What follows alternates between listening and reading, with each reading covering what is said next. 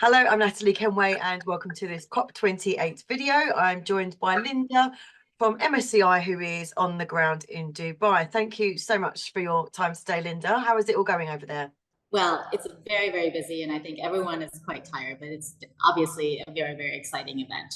What have been the key highlights for you so far? What's been a standout announcement, perhaps?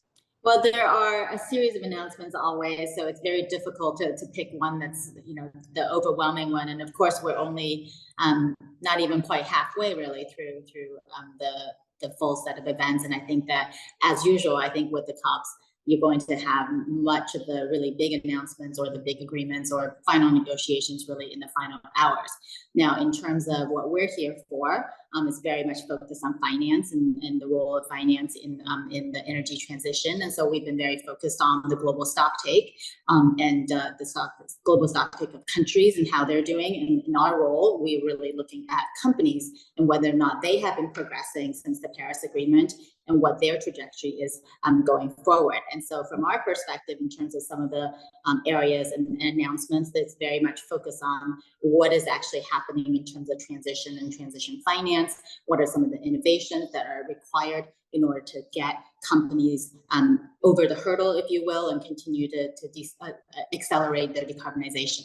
Okay, fantastic. And yesterday we saw a flurry of announcements around Finance Day and a lot of international banks announcing commitments to climate projects and debt relief.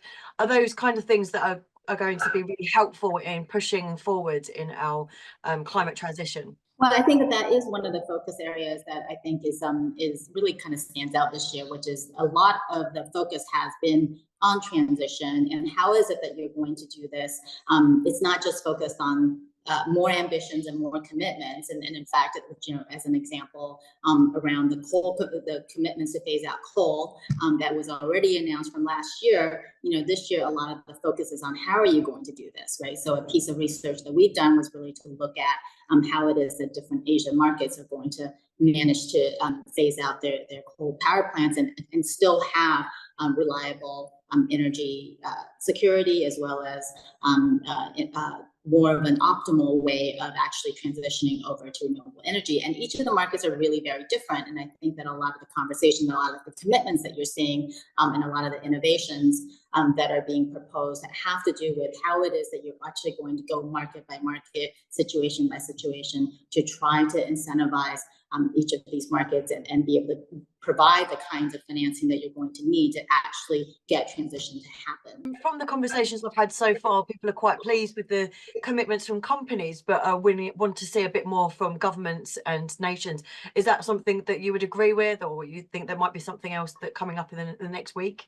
Well, I think that some of the areas already are looking in a promising direction. So one area we're always very focused is on data and measurement, and one area that really requires that more kind of policy level work is around voluntary carbon markets and around having a high integrity carbon credit market. And we're beginning to see those types of pieces come together in terms of the standards, as well as some potentially kind of more supportive policies. So I do really think that there are a lot of things that are still in progress.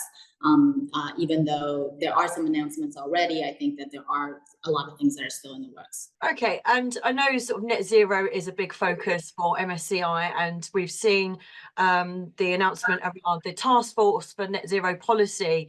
What kind of things do you want to see come out of that? Well, I think that when it comes to net zero, companies really have actually been progressing quite well in some ways, more so than some of the governments. I mean, in the stock take that we've done in terms of monitoring companies, many of the companies, especially in the developed markets, have actually been outpacing the countries that they're domiciled in the past 5 years. But going forward, I think that one of the issues on the ground is what companies' decarbonization rates are actually beginning to slow.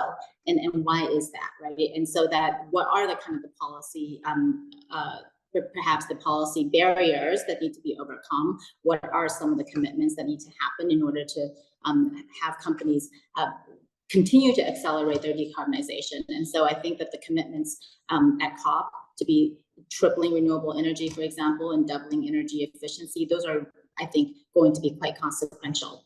And the final question I wanted to ask you is around the language, and we've got this kind of split area on the phase out of fossil fuels.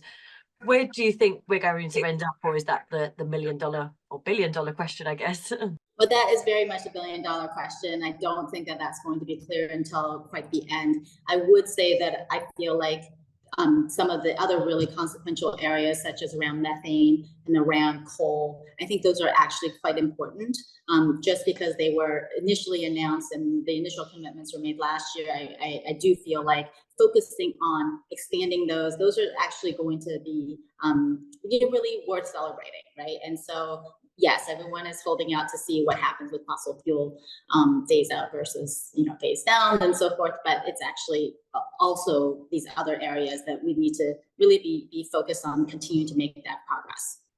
Fantastic. Well, thank you so much, Linda, for finding somewhere quiet and sharing your insights with us. Really appreciate that. Well, thank you. It's great to speak with you.